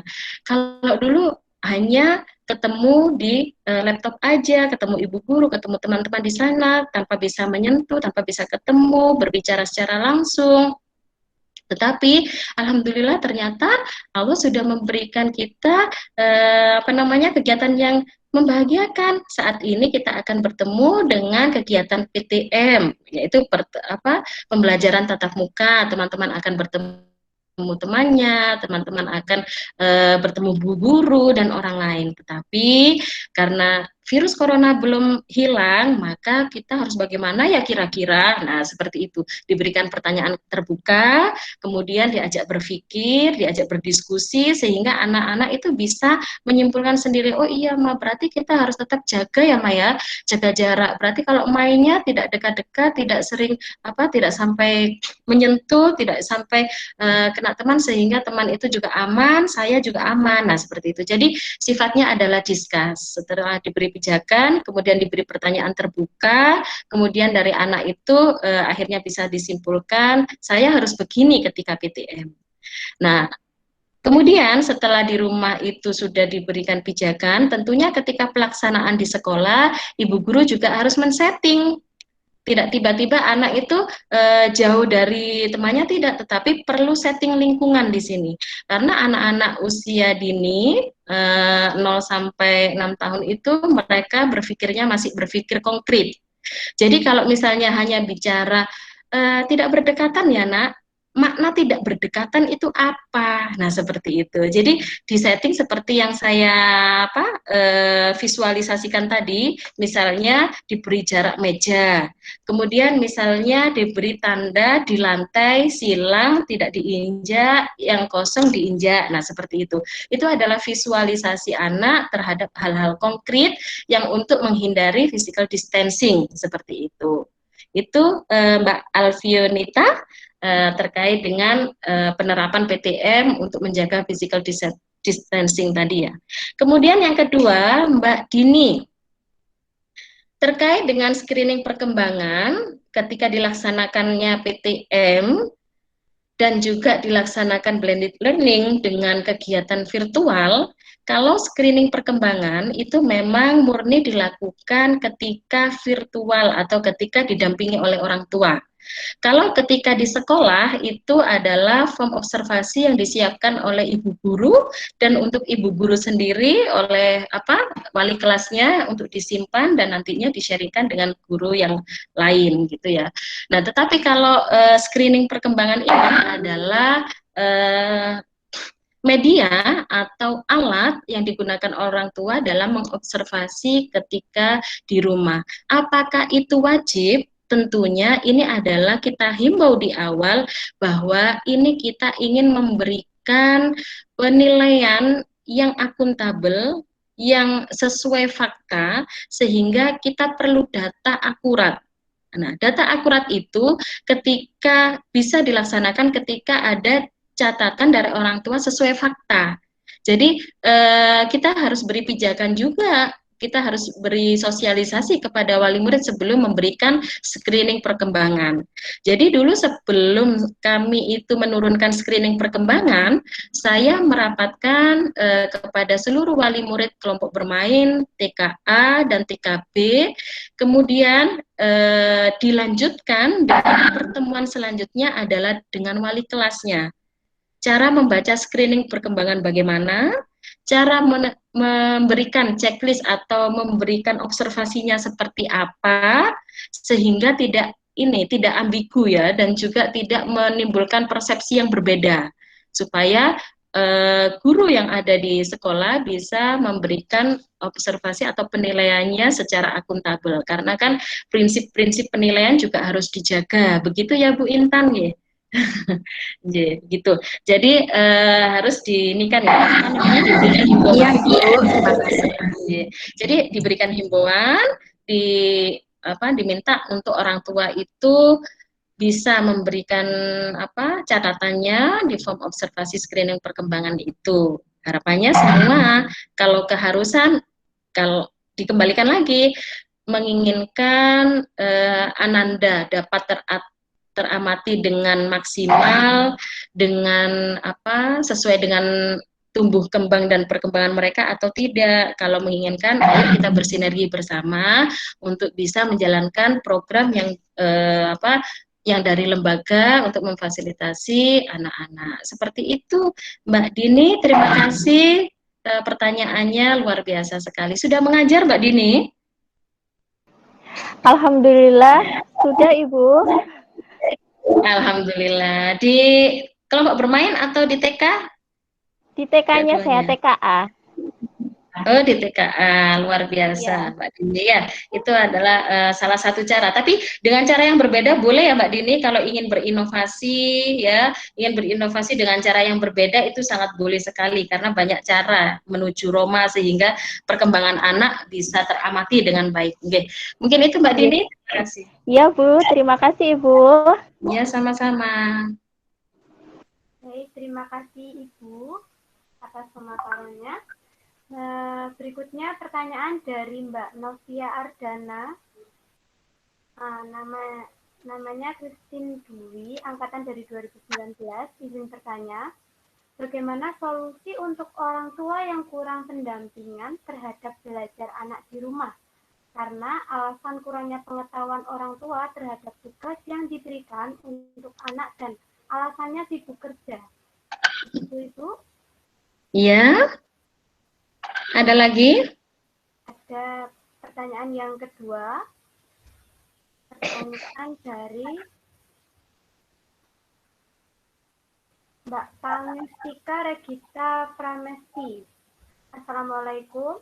Saya Ya, Pangustika Isa. Regita Pramesti, mahasiswa PG PAUD, angkatan 2018, ingin bertanya, ada beberapa anak yang kehilangan kepercayaan dirinya untuk pergi ke sekolah selama pembelajaran di rumah. Mereka menjadi lebih nyaman belajar di rumah dan tidak mau belajar di sekolah. Bagaimana cara menangani permasalahan tersebut? Begitu, Ibu. Ya. Ya. Terima kasih Mbak Moderator. Ini saya lupa namanya moderatornya tadi siapa ya? Saya Vindi, Bu. Bu Vi? Vindi. Oh, Bu Vindi, ya Mbak Vindi. Terima kasih Mbak Vindi. Mohon maaf terlupakan, tapi sangat dekat dan saya lihat terus wajahnya Mbak Vindi ini ya. Oke, terima kasih. Alhamdulillah mahasiswanya interaktif sekali. Pertanyaan selanjutnya ada 2 penanya lagi dari Mbak Novi sama Mbak Pramesti. Sebelumnya nanti mungkin perlu diinformasikan ya Mbak Vindi, kita nanti sampai jam berapa Mbak Vindi kira-kira? Sampai jam 12 kah? Iya, Ibu. Sampai Oh ya, ya baik, terima kasih. Berarti nanti setelah 2 penanya masih ada 2 penanya lagi, atau nanti ada share ilmu dari masing-masing mahasiswa atau bahkan dosen di sini yang pernah punya pengalaman yang berbeda. Itu sangat membahagiakan bagi saya pribadi ya, karena bisa kami ATM, amati, tiru, dan modifikasi di lembaga kami Surabaya. Terima kasih untuk Mbak Novi. Mbak Novi Andana menanyakan terkait orang tua. Nah, kondisi orang tua memang sangat heterogen ya, beda-beda pekerjaannya, beda latar belakangnya, kemudian kesibukannya gitu ya, sehingga ini menjadi polemik kita bersama di Surabaya, di Kediri, atau di wilayah manapun. Ini pasti akan mengalami bahwa ada orang tua dengan alasan tertentu itu akhirnya tidak bisa maksimal mendampingi anak-anak. Lalu bagaimana Bu caranya? Nah, seperti itu nggih. Nah, ini adalah hal-hal yang perlu kita mengerti, bahwa memang karena ada peralihan tugas dan tanggung jawab yang awalnya ketika dulu sebelum pandemi itu full dilakukan oleh lembaga pendidik anak usia dini di PAUD gitu ya, terobservasi, kemudian terstimulasi, dan juga difasilitasi oleh lembaga, oleh guru pendidik, tetapi sekarang beralih tugas, beberapa hal prosentasenya bahkan lebih banyak kepada orang tua. Bagaimana ketika orang tua itu sibuk, bagaimana ketika orang tua itu tidak mengetahui atau kurangnya ilmu untuk penerapan pembelajaran atau yang lainnya. Nah, di sini kita sudah melihat bahwa ada beberapa latar belakang yang menjadi rumusan masalah ini. Nah, gitu ya. Jadi kita harus ini kan satu persatu ya. Kita harus urai satu persatu, di antaranya ketika orang tua itu adalah alasannya bekerja, tidak bisa mendampingi di saat pembelajaran virtual, tentunya kita bisa memberikan solusi bahwa media atau strategi pembelajaran yang disiapkan oleh lembaga itu harus bermacam-macam, yaitu dengan video pembelajaran yang tadi kami sampaikan ya, video pembelajaran untuk penyampaian materi.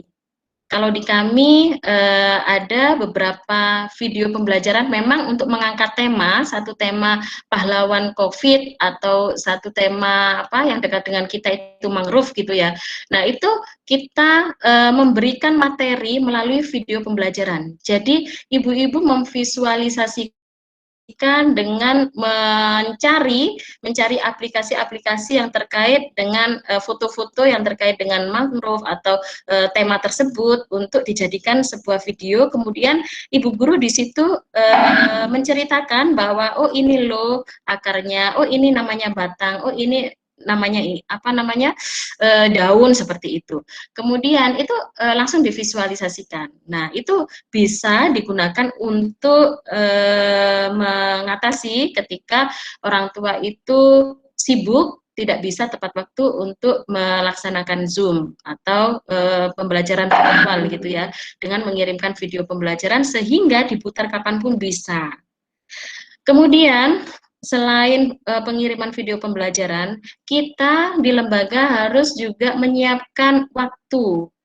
Makanya tadi akhirnya ada Zoom pagi dan Zoom malam. Masa sih 2 waktu itu masih belum bisa mendampingi? Nah, seperti itu ya. Jadi alternatif-alternatif itu harus kita siapkan sehingga tetap terfasilitasi dengan baik untuk perkembangan anak ini. Jadi lembaga menyiapkan medianya, videonya, kemudian men-sharekan. Ketika bisa dengan kegiatan Zoom, maka anak-anak bisa mengikuti dengan kegiatan Zoom. Kalau misalnya dengan kegiatan Zoom orang tua belum bisa mendampingi, bisa di-sharekan video pembelajaran tadi ketika orang-orang tua tersebut sibuk. Kemudian ketika orang tua itu merasa bahwa saya belum mengetahui tentang materi ini, Bu, tentang A, tentang B, tentang C, bagaimana cara saya mengajarkan. Nah, seperti itu. Itu tadi, harus disiapkan video pembelajaran dari lembaga memang. Harus disiapkan perangkatnya dari lembaga dan orang tua tinggal instan untuk memutarkan. Tetapi itu adalah salah satu cara. Cara yang lain juga bisa dengan panduan atau kegiatan terpandu. Kami juga membuat jadwal kegiatan terpandu yang itu bisa dilakukan fleksibel kapanpun ya, dilakukan oleh orang tua, tetapi ada form yang dicatat, kemudian foto yang dikirimkan, nah seperti itu. Jadi kayak live IG itu juga diberikan kepada anak-anak, akhirnya orang tua bisa melihatnya, bisa menyaksikan di waktu-waktu yang mereka longgar begitu. Jadi bisa harus benar-benar kita atur, bahannya kita siapkan, orang tua kita berikan alternatif, baik waktu, ada Zoom malam, Zoom siang, kemudian ada video pembelajaran yang kita berikan sehingga orang tua tidak perlu untuk menjelaskan. Tetapi di sini yang perlu digarisbawahi adalah orang tua tetap bersinergi dan tetap meluangkan waktu untuk berdiskusi dengan anak, untuk memberikan pertanyaan terbuka dengan anak, untuk sharing dengan anak, sehingga pelaksanaannya tetap sangat menghormati dan menghargai perkembangan anak itu sendiri ya. Jadi tidak seperti belajar berpusat pada orang tua, tidak, tetapi mereka harus berpikir sendiri gitu. Mereka harus berpikir berdasarkan hasil diskusi dengan orang tuanya tadi. Kemudian Mbak, ini juga ada salah satu cara di kegiatan Zoom, yang mana anak itu supaya tidak bosan, supaya tidak capek untuk mengikuti pembelajaran. Misalnya guru sedang mengajarkan konsep warna atau konsep bentuk. Nah, itu harapannya adalah tetap dihadirkan pembelajaran contextual learning ya. Jadi menghadirkan hal nyata bagi dia di sekitar dia yang ada di dekat mereka. Jadi misalnya hari ini siapa tahu ini warna apa? Anak-anak pasti jawab kuning kuning kuning itu warnanya, misalnya gitu nggih. Kemudian ya coba teman-teman di sekitar teman-teman di ruangan yang ada di rumah, boleh di tempat tidur, boleh di ruang tamu, di dapur, ada ndak ya yang benda warna kuning? Ayo coba dicari. Bu Guru kasih waktu ya dengan 20 hitungan. Nah, itu kan konkret. Nah, setelah itu baru diinikan. Ayo sekarang kita mulai berhitung. 1, 2, 3, kita cari yang warna kuning. Nah, dia cari. Dia beraktivitas, dia mencari, visualisasinya terstimulasi, taktilnya juga. Nah, seperti itu. Sehingga tidak boring ketika kegiatan Zoom ya.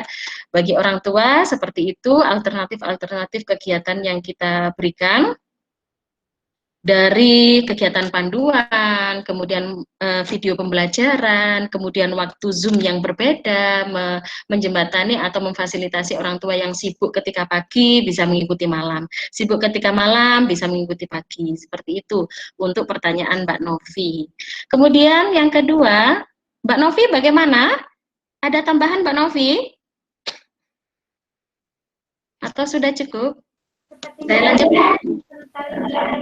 Oh, saya lanjutkan dulu ya untuk pertanyaan Mbak Pramesti, yaitu ada beberapa anak yang akhirnya tidak trust nih dengan sekolah, dengan gurunya, maunya itu sama orang tuanya saja, masih belum percaya karena sudah lama tidak sekolah gitu ya, sehingga tidak kenal lingkungan di luar lingkungan keluarganya. Nah, ini artinya adalah bahwa anak usia dini itu sangat bagus penanaman bondingnya. Jadi bonding itu adalah kedekatan antara anak dan orang tua, itu sangat bagus, ya. Bahkan perlu diapresiasi. Karena apa? Berarti orang tuanya itu pas melakukan pendekatan ke anak sehingga anak itu sangat yakin dan aman dengan orang tuanya. Tetapi bagaimana ketika sudah penerapan PTM dan anak itu sudah harus mulai ke sekolah? Tidak mengapa, kita mengikuti alurnya. Ketika anak itu tidak trust, kita tidak bisa paksakan langsung. Kita tidak bisa menarik dari orang tuanya langsung. Karena di sini ada sikap yang harus kita bawa, kita terapkan kepada anak, yaitu sikap hormat. Menghormati, dalam hal ini tidak menghormati hanya dengan orang dewasa saja, tetapi kita perlu menghormati kepada anak, anak itu perlu dihargai, perasaannya perlu dimengerti, karena bicara tentang emosi harus dimengerti ya, perasaan anak. Tinggal ibu guru nanti memverbalkan, oh subhanallah si A, ternyata si A nyaman ya sama mama. Iya, mama itu memang sayang sekali sama si A, luar biasa. Mama Bu Vila, misalnya gitu ya, Mama Bu Vila juga alhamdulillah sayang sekali. Tapi alhamdulillah saat ini Mama Bu Vila saya yakin kalau Bu Vila itu akan menemani teman-teman di sini, sehingga Bu Vila tanpa diantar sudah berani. Ternyata di sini aman. Si A nanti pasti insya Allah aman sama Bu Guru. Bu Guru kan temannya mama. Nah, pelan-pelan, kalau misalnya anak itu masih belum trust dengan kita, tidak apa-apa. Anak kan perlu mengobservasi dulu. Anak perlu melihat sampai dia itu tumbuh kenyamanan, sehingga dia tumbuh kepercayaan. Kalau anak itu sudah nyaman, pastinya tanpa disuruh dia sudah mulai agak mendekat, agak curi-curi perhatian, sehingga kita bisa lebih dekati mereka. Untuk awal-awal kita cukup verbalkan, ya ternyata kamu masih belum siap dengan ibu guru, tidak mengapa.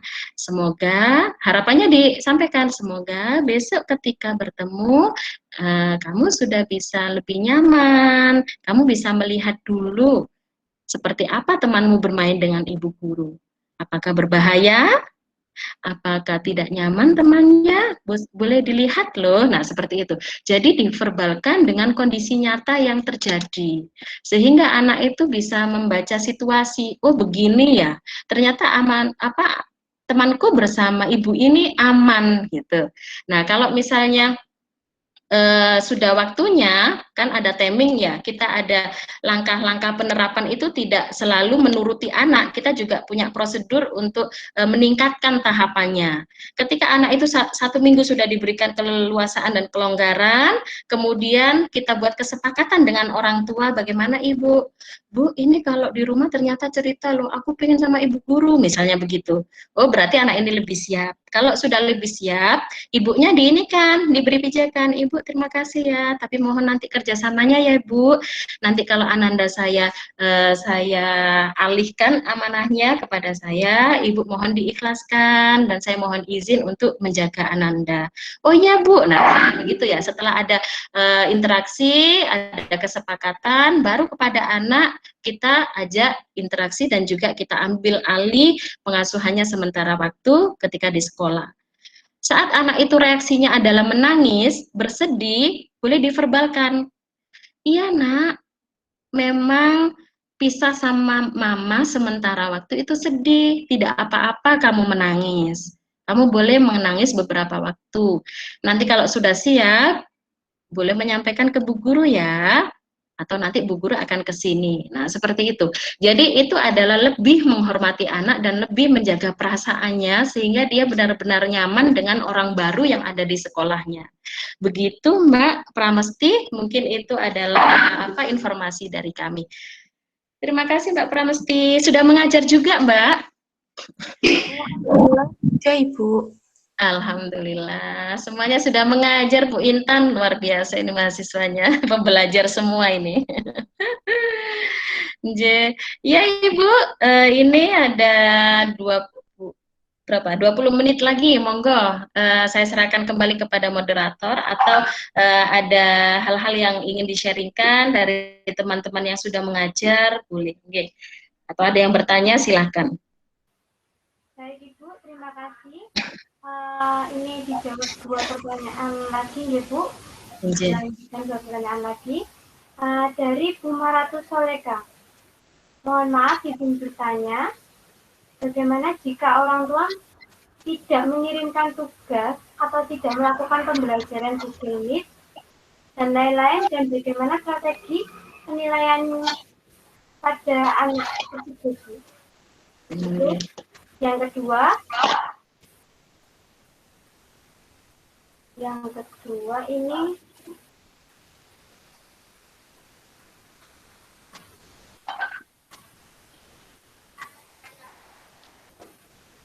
mewakili pertanyaan dari teman-teman. Saya Rini Hidayah, mahasiswa 7 tahun, angkatan 2018, ingin bertanya terkait penerapan pembiasaan anak selama BDR atau pembelajaran di rumah, misalnya selalu mencuci tangan setiap kali melakukan sesuatu. Bagaimana kita sebagai pendidik bisa mengetahui perkembangan si anak jika tidak melihat secara langsung itu pada saat pembelajaran di rumah? Ya Ibu, terima kasih Mbak Vindi yang sudah mengawal acara ini. Untuk penanya berikutnya ada 2 lagi, yaitu Mbak Mar'atus Solihah dan Lailatul Hidayah. Untuk pertanyaan pertama, bagaimana kita melakukan penilaian saat anak-anak ketika kondisi pembelajaran di rumah saat pandemi itu tidak melaksanakan dan mungkin orang tua tidak melaporkan hasil observasinya atau screening perkembangannya, begitu nggih? Nah, ya, terima kasih sekali. Ini bisa kita lakukan. Kita kembali lagi harus melihat prinsip-prinsip penilaian, bahwa prinsip penilaian itu adalah salah satunya adalah menyampaikan atau menilai sesuai faktanya ya, harus akuntabel itu tadi. Jadi kita menilai dengan apa yang kita observasi, data apa yang kita dapatkan. Kalau misalnya orang tua tidak mengirim sama sekali tugas-tugasnya, dalam artian tidak mengirim video pembelajarannya atau fotonya, tapi saya rasa tidak mungkin kalau 1-2 kali orang tua tidak mengirim sama sekali, itu tidak mungkin. Tetapi bisa dialternatifkan dengan kegiatan Zoom yang dilakukan oleh wali kelas. Ketika kegiatan Zoom, di situ pastinya ada kegiatan-kegiatan yang menstimulasi 5 aspek perkembangan. Nilai agama moral ketika pagi atau memulai Zoom, tentunya anak diajak untuk berdoa bersama, anak diajak untuk, kan selalu kalau di kami itu membahas tema selalu terintegrasi dengan agama.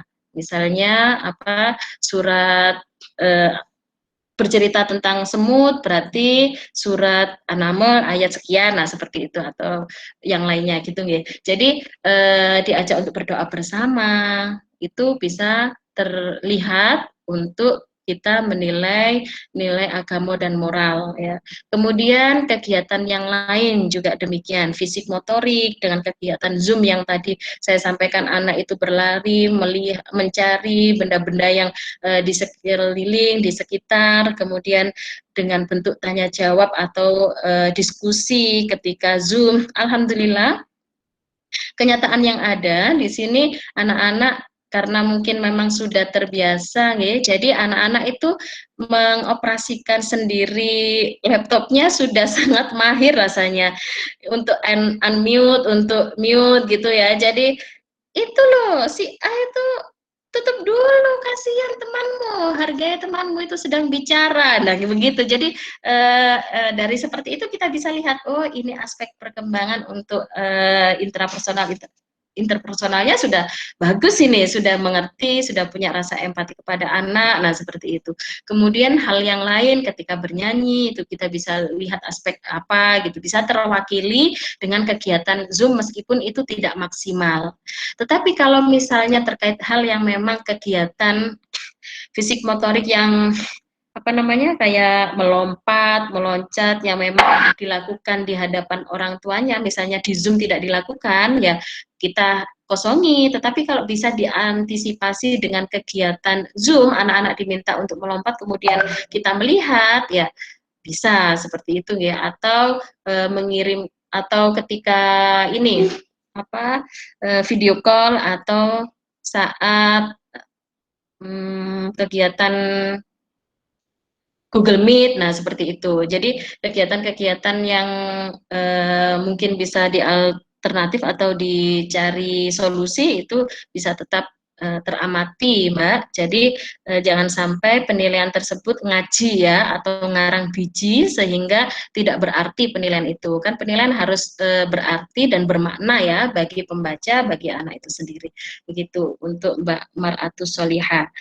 Kemudian Mbak Lailatul Hidayah, bagaimana penerapan pembelajaran ketika anak-anak masih di rumah, seperti penerapan saat keterampilan atau pembiasaan cuci tangan. Kan kita tidak mengamatinya, kan kita tidak mengobservasi secara langsung. Bagaimana tentang penilaian juga ya ini tadi Mbak Vindi. Yang ditanyakan penilaian juga? Iya, Bu. Bagaimana untuk melakukan penilaiannya? Nah, seperti itu. Jadi, kalau misalnya memang ketika kegiatan di rumah, biasanya kita itu ada kegiatan mengirimkan video saat anak melakukan sesuatu, saat melakukan kegiatan. Ketika anak itu tidak bisa divideokan oleh orang tuanya karena orang tuanya sibuk, ya ini aja diminta untuk video call gitu ya. Jadi wali kelas meminta video call, Mama kira-kira ada waktu jam berapa ya panjenengan untuk longgarnya, sehingga kami bisa interaksi loh sama Ananda.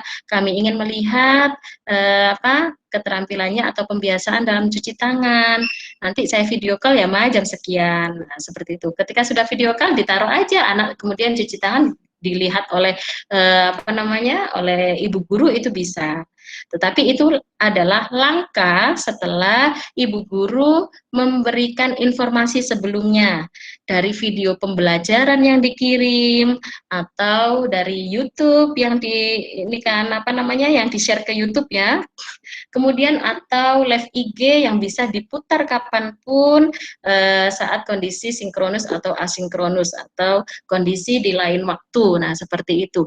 Jadi pijakan-pijakan awal tetap dari ibu guru untuk di-sharekan kepada wali murid sehingga anak itu tahu visualisasi secara real karena anak berpikir konkret, sehingga anak tersebut bisa mengaplikasikan, mempraktekkan ketika di rumah. Untuk mengobservasi dengan langkah seperti saya sampaikan tadi, saat orang tua tidak bisa dengan video pembelajaran, wali kelas dengan video call langsung dilihat secara langsung ketika orang tua bisa mendampingi di rumah, begitu. Intinya kalau pendidik PAUD itu seperti detektif loh. Jadi plan A nggak bisa, plan B harus diupayakan, plan C alternatif. Nah seperti itu harus putar otak. Luar biasa. Makanya saya sangat mengapresiasi guru-guru PAUD saya, luar biasa ya, karena Bisa jadi mereka itu lebih mahir dari saya karena mereka itu pelaksana ya, jadi pelaksana langsung yang mengalami, yang bisa mengolah problem solving yang ada di dalam di dalam kelompoknya masing-masing gitu ya. Jadi sharingnya harus sering ini ya, harus sering dengan antar guru, kemudian dengan pimpinan lembaga, sehingga itu tetap menjadi diskusi yang aktif, yang bisa mengurai permasalahan-permasalahan yang terjadi pada lembaga. Jadi harus sering-sering sharing ya Ibu, harus sering-sering mencari alternatif pembelajaran dari media sosial atau dari teknologi yang saat ini sedang berkembang. Alhamdulillah di saatnya kok ya alhamdulillah pandemi ya. Pandemi akhirnya memaksa mau tidak mau kita harus harus belajar nih, harus belajar terkait dengan teknologi di era industri 4.0 dan mengawali society 5.0. Luar biasa. Tepuk tangan untuk kita semua. Alhamdulillah, luar biasa Ibu. Ya Ibu, sepertinya sudah kurang hanya 10 menit lagi untuk forum hari ini.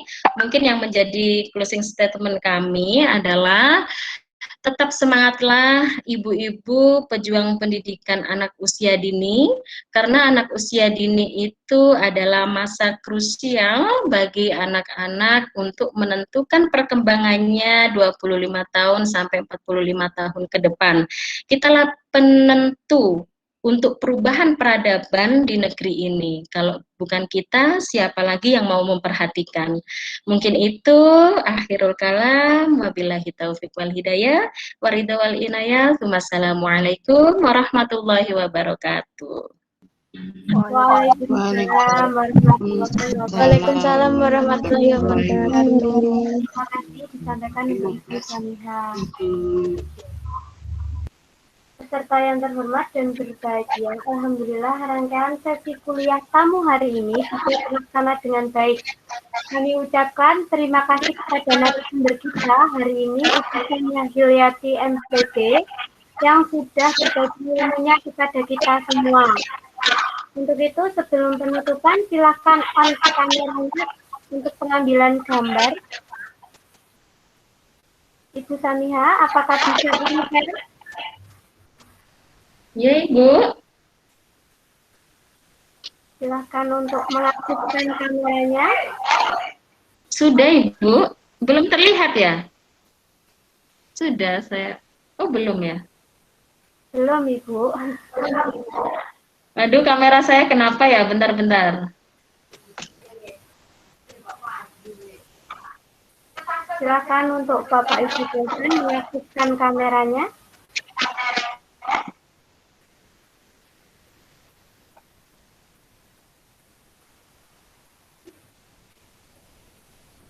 Kok nggak bisa ya Mbak ya? Padahal sudah saya ini loh, sudah saya klik loh.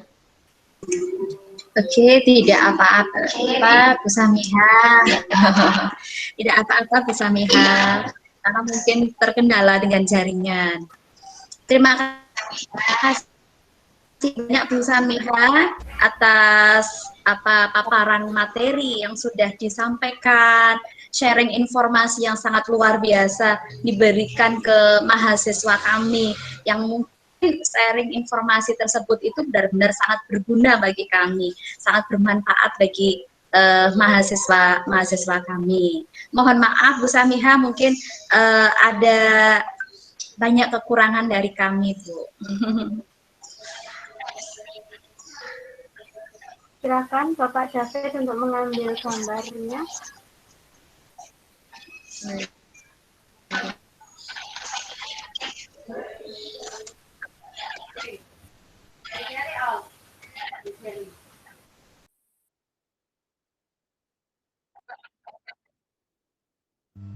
Oke, sudah.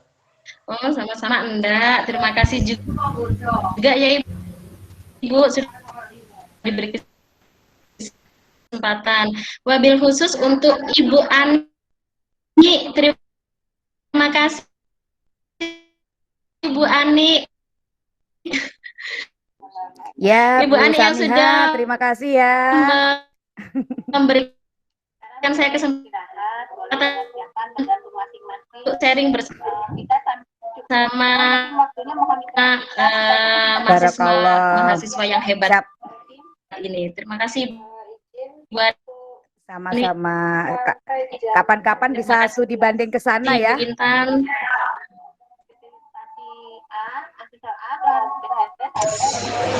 Iya Ibu, sama-sama. Baik, akan saya lanjutkan. Dan juga terima kasih kepada peserta sudah meluangkan waktunya untuk bergabung dan sharing pengalamannya hari ini. Saya Cindy Dwi Widianti, mohon maaf jika ada salah kata dalam memandu acara hari ini. Sampai ketemu pada acara selanjutnya. Saya akhiri. Assalamualaikum warahmatullahi wabarakatuh. Selamat siang semuanya. Mbak. Waalaikumsalam. Selamat siang.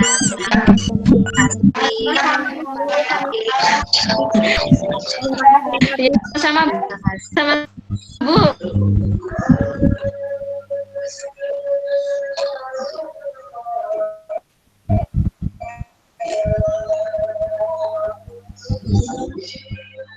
Terima kasih.